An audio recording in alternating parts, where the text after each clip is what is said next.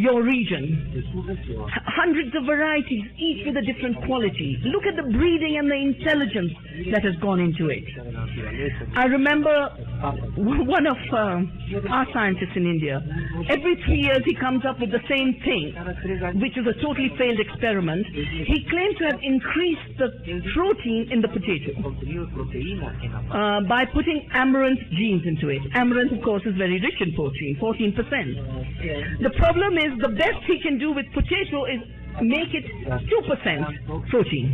Now, I'm sure the Andean potatoes that have a very high level of protein, because they didn't breed the protein out. They didn't create pure starch, which the contemporary potato is.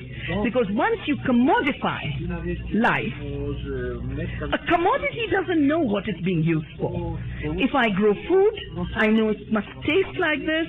I know this kind of potato will be used this way, this kind of rice will be cooked this way. Some will be good for puffing rice, some will be good for rolling rice, some will be good for children, some will be good for old people. You build all that care into the diversity. But once you have a commodity, it doesn't matter.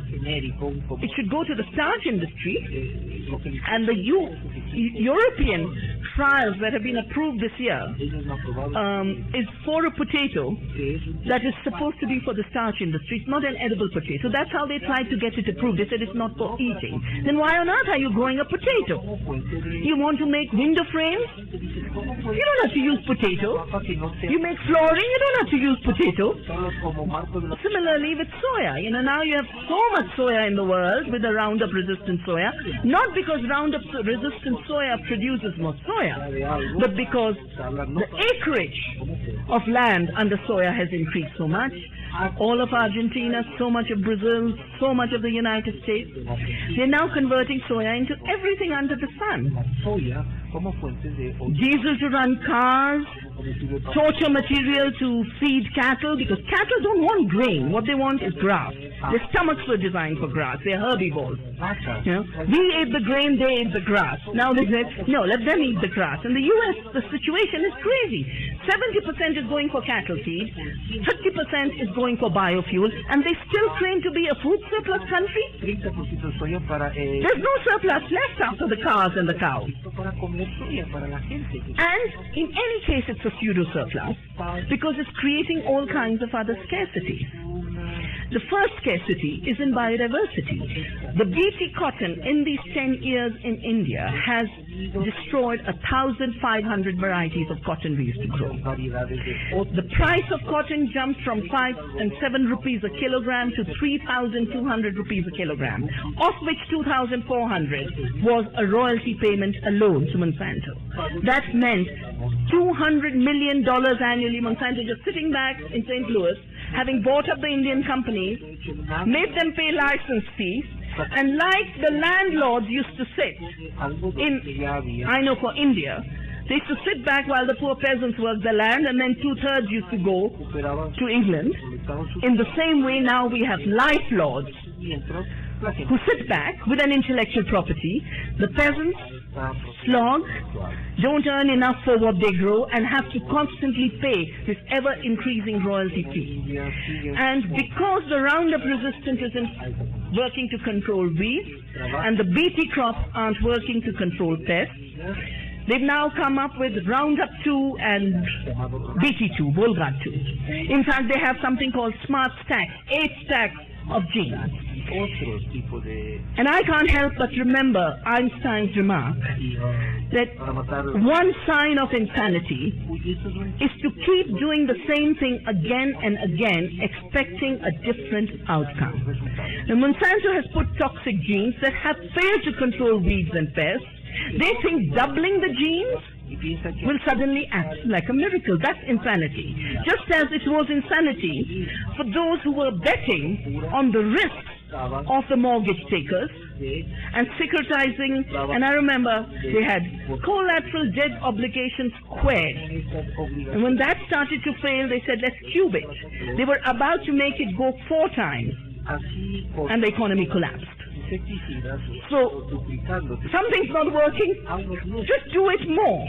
Just do it more intensely and it's going to work. That's a good sign of insanity. And we are living in a totally insane economic order. The indigenous people always knew it. The farmers who paid a huge sacrifice, 200,000 Indian farmers, got into severe debt, so severe that they ended up taking their lives.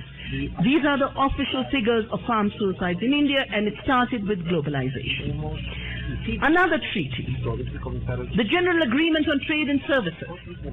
And in services is everything under the sun. Water is a service. And the Sways and the Vivendis are service providers. And there is something strange happening, because if you look at the seed sector, 5 companies control the seed. If you look at the food sector for trading, 5 companies control the trade.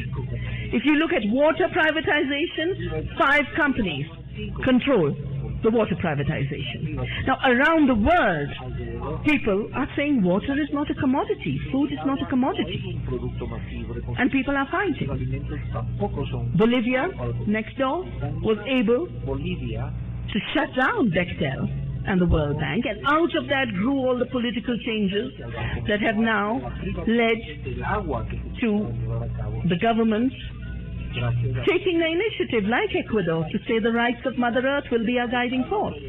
Not the rights of polluters, not the rights of investors, but the rights of Mother Earth. In the case of food, the commodification of food has not just worsened the quality of food. I can't eat food in the United States, I have to tell you honestly. I bite into a muffin, it tastes bitter to me, because my tongue is still used to natural sugars. And that high fructose corn syrup that's in all the food in America, I can taste it, and it doesn't taste like food.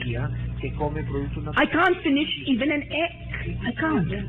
Because everything has so much layers of strange tastes that don't come from food. I remember I took a group of women to a cultural UNESCO festival in Spain, and I've been asked to carry some of the seeds we saved to have a little exhibition.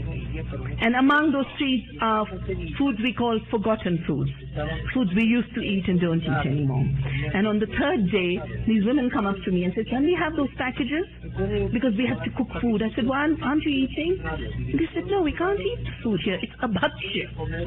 Bhakshya? Both the right to eat. A bhakshya means it's such rubbish you can't eat it. So you've degraded food, you've degraded the soil. 70% of the water used on the planet is for industrial agriculture. You've destroyed ecosystems. You've destroyed biodiversity. We used to eat 8,500 plant species. Today, 8 are traded globally, and only 4 have grown in acreage. The 4 that are patented because they're genetically engineered, because with every additional acre, there's a royalty that goes back. So it's corn, canola, soya, and cotton. That's it. Can you imagine the poverty in our diet? Can you imagine the poverty in our ecosystem? But there is another poverty. My book, Soil Not Oil, shows that 40% of all climate impact through greenhouse gases can be accounted for by an industrialized, globalized system of food production. And this system is also then making food production more vulnerable, because as the temperatures rise, the glaciers melt, the water disappears. Droughts intensify, you can't have a crop. Our work in Vandana, now over 2.5 decades, very carefully we have measured the farms that grow biodiversity, that grow organic and are small scale, at any point of time outperform in food production the farms that are monoculture and chemicals and are large scale. So the idea that we must industrialize our agriculture, drive out our peasants from the land, is an extremely distorted idea. And this is the idea that's become a war on the land in India. It's also the idea that is then leading to the land grab in Africa. President Obama was in India recently, and there were only two things he talked about. One was selling fighter planes for Boeing, and he said, I want to create 50,000 jobs for Americans. And there's something wrong if the biggest superpower of the world has to come begging for jobs to the poorer part of the world. Something has gone terribly wrong with the economy. And the second thing he said is he wants India to join the U.S. initiative to introduce GMOs and industrial farming to Africa. And he said this is the future of food security. And I wrote a column to say, no, the future of food security is in your backyard. Just look at Michelle Obama's organic garden. And, you know, if it's good enough for you, it's good enough for the rest of the world. So whether it's water security or climate security or biodiversity security or fertile soils, ecological systems that protect biodiversity and nature and work with nature actually do better for people also. And that's why the issue of the rights of nature becomes very interesting in our times. Because the old worldview consolidated over 500 years of colonialism, another 50 years of new colonialism, which they call development, and another 10 years of the third colonialism, which they call globalization.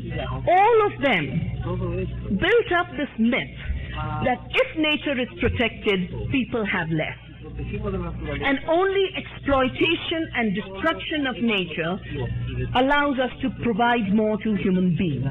And that's why we must destroy biodiversity to feed the world.